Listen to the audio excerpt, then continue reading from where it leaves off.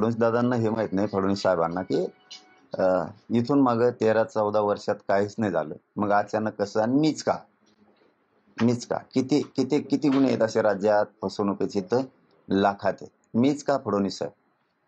कारण दोनही खाते तुमच्याकडेच. मीच का? गोरगरिबांच्या लेकरांसाठी लढतोय म्हणून घेरलं?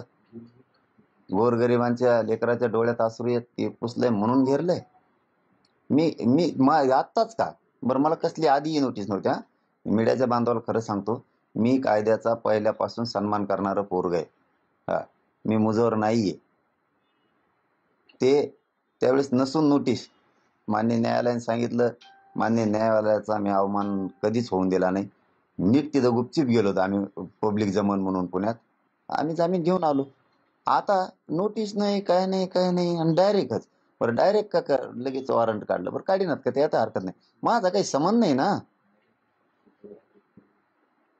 ते व्यवहाराशी काही संबंध नाही. का घडून आणतात मग हे? कशामुळं?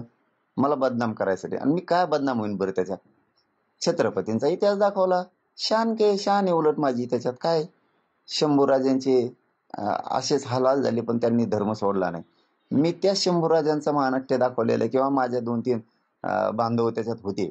यांनी समेराम्याने झालेला विषय येतो, आणि त्यावेळेस काय पोरच होतो सगळे, लय वय पण नव्हतं. याला दाखवलं. पण हे जाणून बुजून फडणवीस साहेबांना शोभत नाही. मी गोरगरिबांचं काम करतोय, मला करू दिलं पाहिजे. उघडं पाडायचं काम करू नये, अभियान राबवू नये, बदनाम करण्याचे. माझेच लोक फोडून त्यांनाच पत्रकार परिषदा घ्यायला लावून. हे बघा, तुम्ही जेवढं गोडी गुलाबीने हाताळताना तेवढं तुमच्यासाठी चांगलं राहील. मी एवढंच सांगतो. मूळ प्रकरण काय होतं जे तुमच्यावर केस आहे, तुम्हाला वॉरंट येतं, तुम्ही नाटक दाखवलं होतं म्हणतात, तर त्याचे किती पैसे राहिले होते? मग तुम्ही शेत विकून त्यातले काही पैसे दिले. मग तुम्ही पैसे दिले तर केस कशी काय शिल्लक राहिली? काय भानगड आहे? काय नाही, मी कालच सांगितलं ते, आता सविस्तर सगळं. त्यामुळे त्याच्यावर आता डबल बोलणं योग्य नाही. कालच सांगितलं मी की राजांचा इतिहास दाखवला, त्याच्यात तोटा आला, आलेला तोटा ठिकाणी वाटून घेतला, आपण आपल्या माणसाला देऊन टाकला. मी तुमचे दिले, दुसरे महाराज म्हणून त्यांनी यांचे दिले, ज्याचे राहिले त्यांनी त्यांना चेक दिले, मी त्यांचे देतो म्हणे. हे प्रकारे आपण नाकारत नाहीत ना, खोटं नाही ना बोलत आपण.